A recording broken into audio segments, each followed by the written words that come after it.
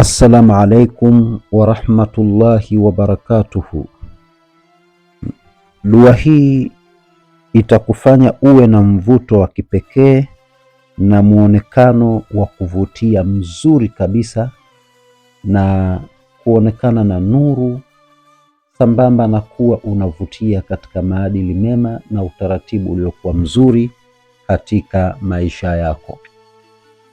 Ama ndugu zangu, naomba nikuhakikishie ya kwamba wapo watu leo wamefanyiwa mpaka uchawi ili waonekane ni watu wabaya mbele za wenzao.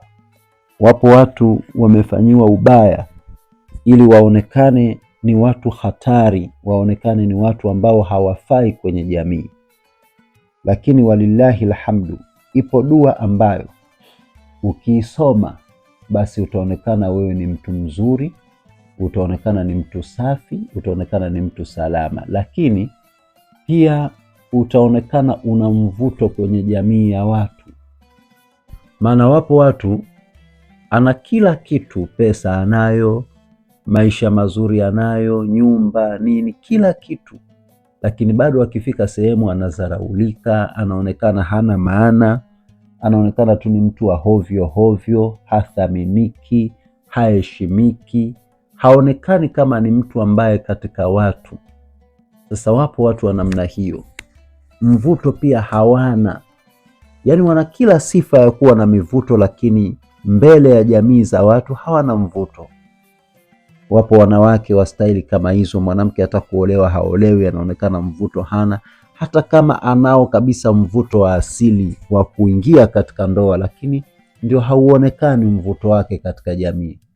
Au mwanamume pengine unagombea, unataka upate nafasi fulani, unakosa mvuto kwa jamii, watu wanakuwa wakikutazama kama hawakuamini vile.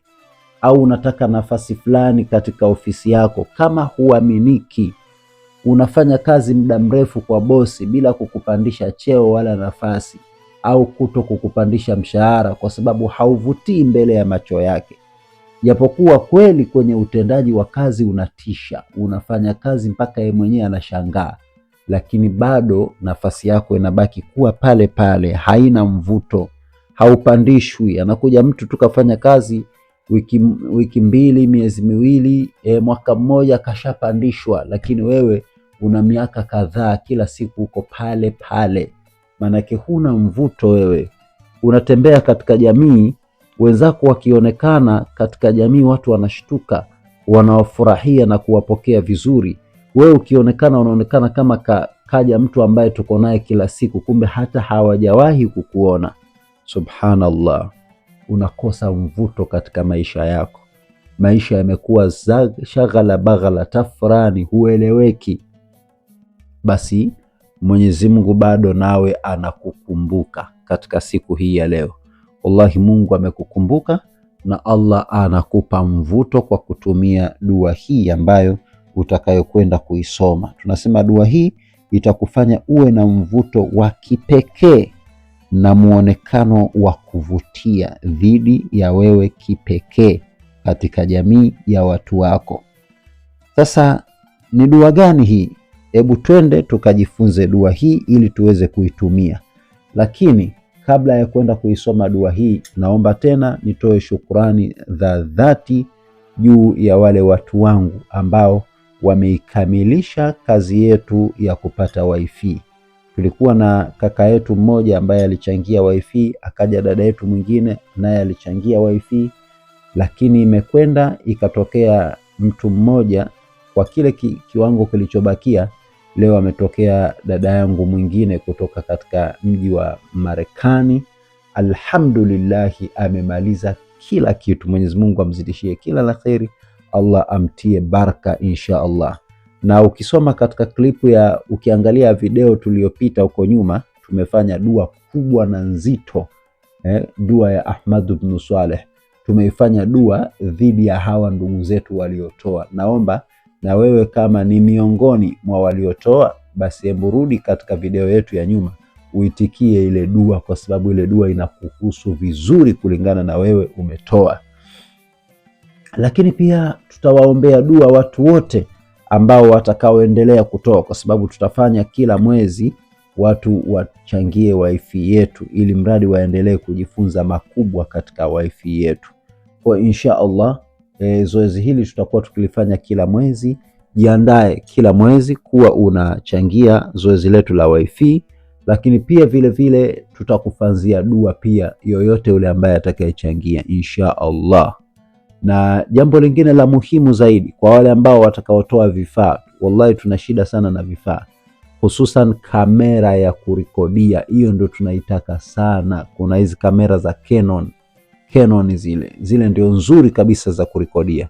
Na kuomba popote pale ulipo, ukiwa Marekani, ukiwa upo Dubai, upo Omani, upo Tanzania, upo Kenya, upo Uganda, uko popote pale unapoipata sauti hii, hebu fanya jitihada ndugu yangu, tupatie Canon moja kwa ajili ya kufanyia recorded zetu. Hizi Canon mara nyingi kwa huku kwetu Tanzania zinapatikana kwa gharama mpaka ya 900,000 mpaka milioni.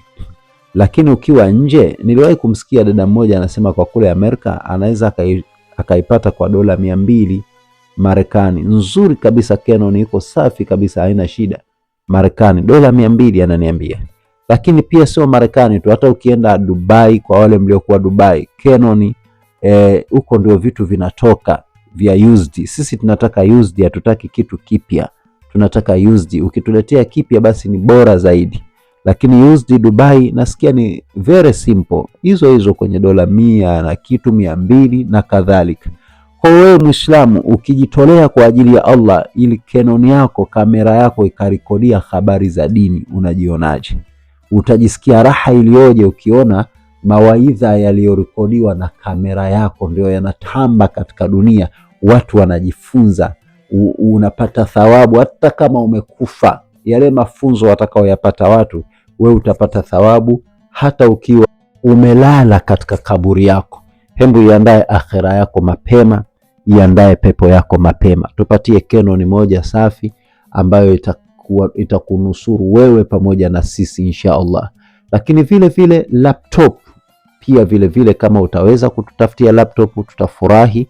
Lakini vile vile aidha ukasema mimi yote haya sifanyi, bali mimi nitakuleteeni simu nzuri ya kurekodia ambayo pengine inaweza kuwa na GB kuanzia labda 128 au zaidi ya hapo, au yenye kamera nzuri. Tunaamini inshallah, tunazijua simu, watu wanazijua simu, hususan watu mliokuwa nje, mnaweza kununua vitu hivi kwa bei rahisi zaidi kuliko sisi tuliokuwa Tanzania.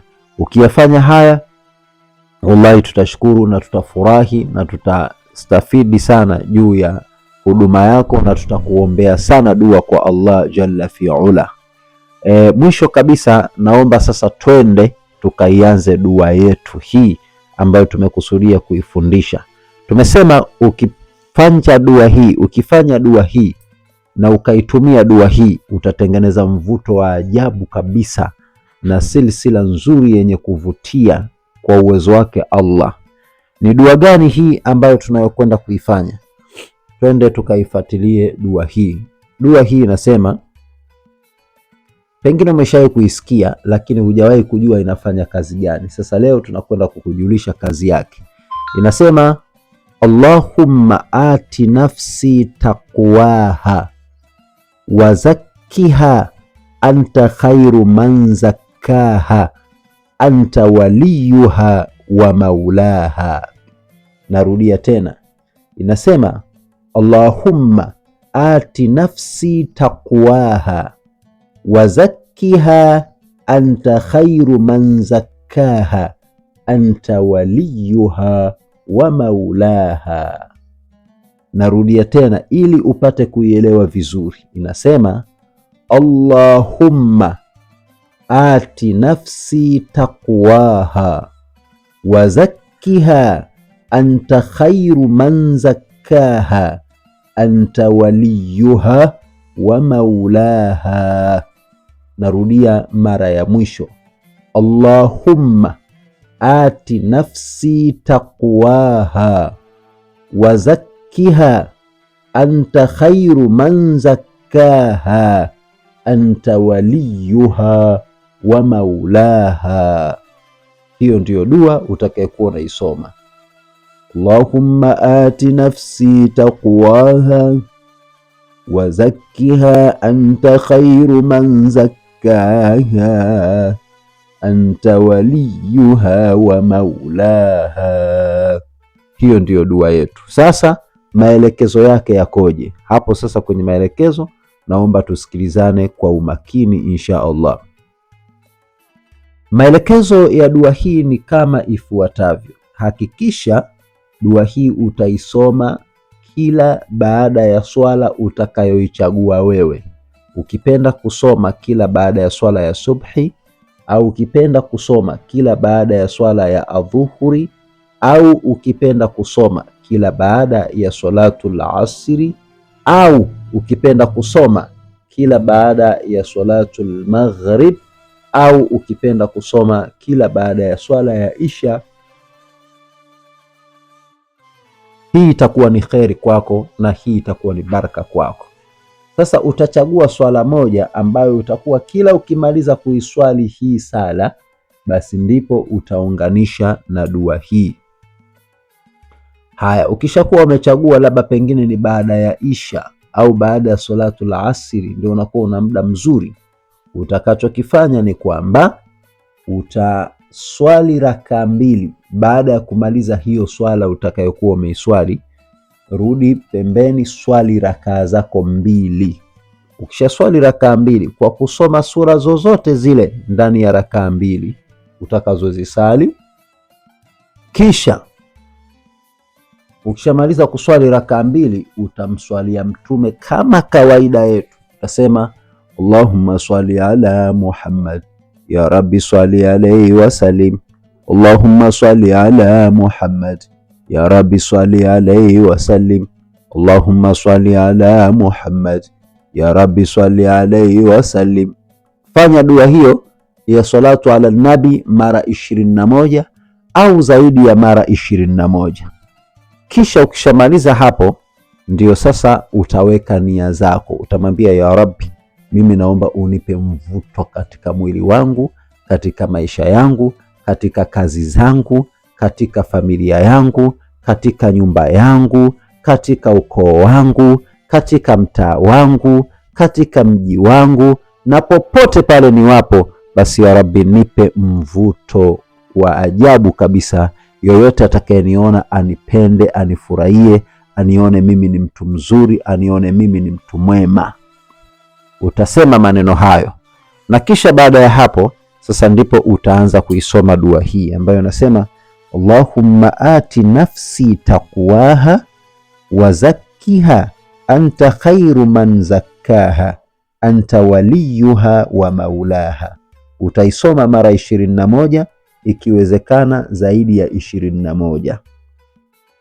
Allahumma ati nafsi taqwaha wa zakkiha anta khairu man zakkaha anta waliyuha wa maulaha. Allahumma ati nafsi taqwaha wa zakkiha anta khairu man zakkaha anta waliyuha wa maulaha. Hiyo ndiyo dua ambayo utakayodumu katika kuisoma katika kipindi hicho. Wallahi, dua hii ifanye kwamba ni uradi wako wa kila siku, sio kwamba ni siku ngapi wala siku ngapi. Hiyo swala utakayependa kuisoma dua hii, hebu fanya kuwa ni uradi wako. Hata kama watu watakuwa tayari wamekwishaanza kukupenda, watu wamekwishaanza kukujali, watu wamekwishaanza kukuthamini, watu wakikuona wanafurahi, basi wewe fanya tu juhudi zozote za makusudi kuhakikisha kwamba unakuwa katika mfumo mzuri wa kuendelea kuisoma dua hii mara kwa mara. Na ama kwa hakika, ukianza kuona watu tayari wamekwisha badilika juu yako, wanakupenda, naamini bila ya shaka utazidisha dua hii na utaipenda zaidi na zaidi na zaidi. Inshallah, hebu fanya dua hiyo kwa ithbati iliyokuwa nzuri, kwa mazingatio yaliyokuwa mazuri. Naamini utastafidi, utafurahi, na istoshe utapata faida kubwa sana juu ya kuitumia dua hiyo.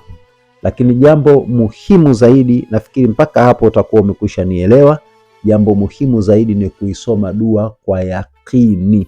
Yakini ndugu yangu ndio kila kitu. Fanya dua ukiwa unaamini kwamba hii naifanya inatiki na inanipa kile ninachokitaka. Hiyo ndio yakini tunayoikusudia. Wallahi utapata na utafurahi na wewe mwenyewe utastafidi ipasavyo.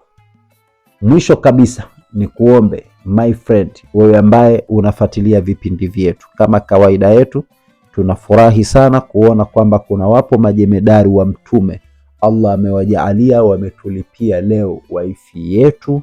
Mwenyezi Mungu awabariki, awaondoshee kila yaliyokuwa mazito, awape jema, awape kila yaliyokuwa ya kheri, na insha Allah tumewafanzia sana dua na tutazidi sana kuwafanyia dua insha Allah. Moja kati ya dua zetu za mwezi huu tutakuwa tukifanya mpaka mwezi utakapokwisha. Hatutowaacha watu wetu takriban kama 3 tu katika mamia ya watu ambao wamefanya mapambano ya kuweza kuilipia wifi yetu. Lakini vile vile bado tunalo ombi, tunacho kifaa tunachotaka cha kurekodia.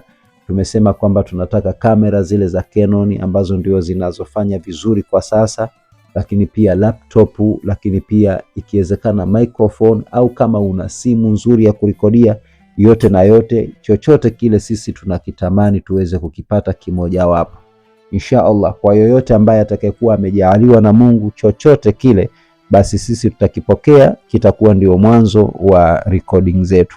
Lakini kubwa katika vyote ni kamera, yani hiyo ndo tunaitaka sana sana sana sana insha Allah. Mwenyezi Mungu akubariki wewe ambaye utakayetupatia kamera, na tutafurahi, tutashukuru sana insha Allah, na tutakuombea dua, na tunaamini kwa video ambazo tunazozifanya za kheri na kuwafanzia watu dua, basi na wewe utapata thawabu zake.